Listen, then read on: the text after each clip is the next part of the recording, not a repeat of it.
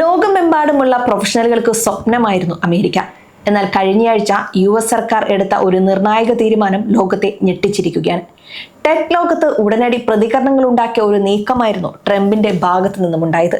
അത് മറ്റൊന്നുമായിരുന്നില്ല, H1B വിസയുടെ fees ഗണ്യമായി വർദ്ധിപ്പിച്ചത് US കുടിയേറാൻ ആഗ്രഹിക്കുന്നവർക്ക് വലിയൊരു വെല്ലുവിളിയായിരുന്നു നൽകിയത്. വിദേശ തൊഴിലാളികളെ നിയമിക്കാൻ അമേരിക്കൻ ടെക് കമ്പനികൾ പ്രധാനമായും ആശ്രയിക്കുന്ന വിസയാണ് H1B വിസ. പുതിയ H1B അപേക്ഷകർക്ക് 88,71,000 രൂപയോളം ഈടാക്കാനുള്ള USന്റെ തീരുമാനം അമേരിക്കൻ ടെക് കമ്പനികളെ ശരിക്കും ഞെട്ടിച്ചിരുന്നു. ഉയർന്ന വൈദഗ്ധ്യമുള്ള മികച്ച വിദ്യാഭ്യാസം നേടിയ പ്രൊഫഷണലുകൾക്ക്, പ്രത്യേകിച്ചും US സർവകലാശാലകളിൽ നിന്ന് അടുത്തിടെ ബിരുദം നേടിയവർക്ക് അമേരിക്കയിൽ ജോലി കണ്ടെത്താനുള്ള അവസരം ഇത് പരിമിതപ്പെടുത്തുമെന്നാണ് വിദഗ്ധരുടെ വിലയിരുത്തൽ. ഈ ഫീസ് വർധനവ് നിലവിലുള്ള വിസ ഉടമകളെ ബാധിക്കില്ലെന്ന് വൈറ്റ് ഹൗസ് പറയുന്നുണ്ടെങ്കിലും നിയമപരമായ വെല്ലുവിളികൾ ഉണ്ടാകാനുള്ള സാധ്യതകളും നിലനിൽക്കുന്നുണ്ട്.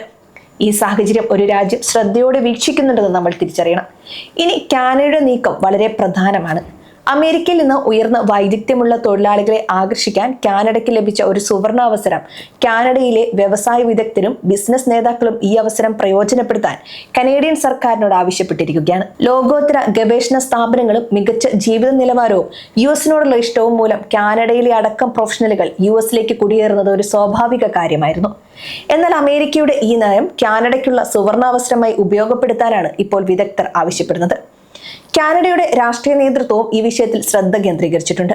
കാനഡ പ്രധാനമന്ത്രി മാർക്ക് കാർണി ഈ വിഷയത്തിൽ കാണിച്ച താല്പര്യം വലിയ ചർച്ചകൾക്ക് വഴിയൊരുക്കിയിരിക്കുകയാണ്. ന്യൂയോർക്ക് സിറ്റിയിലെ കൗൺസിൽ ഓഫ് ഫോറിൻ റിലേഷൻസിൽ നടത്തിയ പ്രസംഗത്തിൽ അദ്ദേഹം കാനഡയുടെ മികച്ച തദ്ദേശീയ ഗവേഷണത്തെയും പ്രതിഭകളെയും കുറിച്ച് സംസാരിക്കുകയും ചെയ്തു. എന്നാൽ ഈ പ്രതിഭകളിൽ ഭൂരിഭാഗവും US പോകുന്നു എന്നത് വളരെ ദുഃഖകരമാണെന്നും USന്റെ പുതിയ നീക്കം കാനഡയ്ക്ക് ഗുണം ചെയ്യുമെന്നാണ് കരുതുന്നതെന്നും അദ്ദേഹം കൂട്ടിച്ചേർത്തു. കാർണി തുടർന്ന് USന്റെ വിസ നയത്തിലെ മാറ്റത്തെക്കുറിച്ച് തമാശ രൂപേണ ഒരു പരാമർശം നടത്തി. ഞാൻ മനസ്സിലാക്കുന്നു, നിങ്ങൾ നിങ്ങളുടെ വിസ നയം മാറ്റുകയാണ്. ഒരു പക്ഷേ നമുക്ക് അവരിൽ നിന്ന് 1-2 പേരെ നിലനിർത്താൻ കഴിഞ്ഞേക്കും.